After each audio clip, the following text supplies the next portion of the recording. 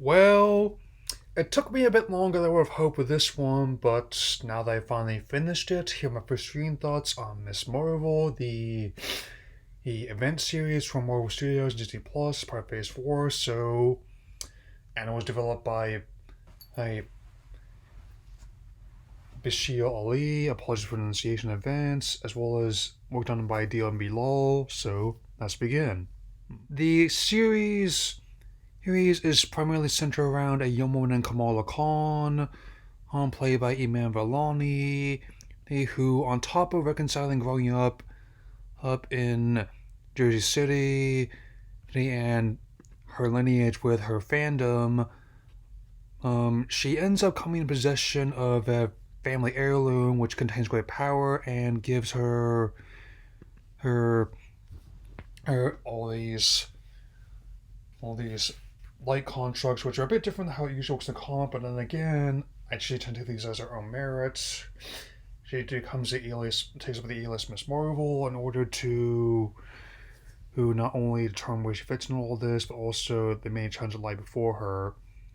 Since this character is going to be important to the upcoming sequel, The Marvels, which is going to have multiple different ones that require that symbol, it definitely was interesting already, but it turns out actually a pretty entertaining show its own merit as well, so there's that. Surely, the series equal parts superhero origin story, a Disney Channel tween dramedy, and also a little bit of Scott Pilgrim vs. the World thrown in, especially in terms of like the visual presentation and flair. I mean, it definitely captures like the aura of someone like who all had to go and basically like comic book in their hands, say this make a really cool TV show one day, and it has.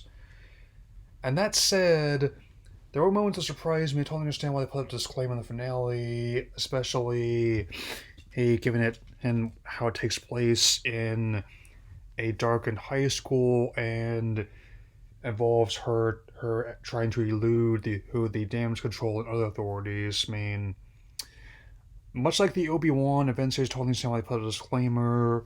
And that being the case, is even though it's definitely one on the whole a much more lighthearted series than other ones typically are, there are still dark moments in it, given how it deals with her family's history around the world. But I will admit that Khan's optimism and cheerfulness is definitely a welcome um, inclusion.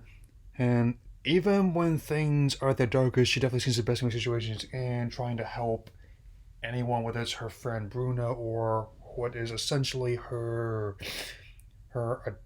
adoptive brother in many respects. Yeah. And as has been remarked many times, Heinz bets this also dropped in the finale a very heavy hand towards the X-Men in the universe, given how rather than the Terrigen mist that they had in most versions, that apparently she's connected to the X-Men as well, which makes sense given how the gene often awakens during adolescence. I mean, I talked about this in my 30th anniversary video on X-Men the Animated Series, and with that being the case, I definitely am eager to see how she fits into that as well.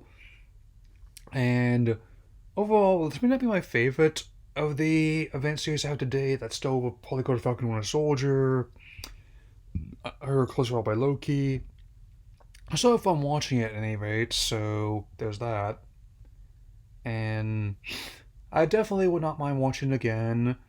And if I had nothing else to do, to be honest, in between something else I'm working on, so there's that. Anyway, that's all I got to say for now. Next up, I'll be working on She-Hulk Attorney at Law to help round up Phase 4.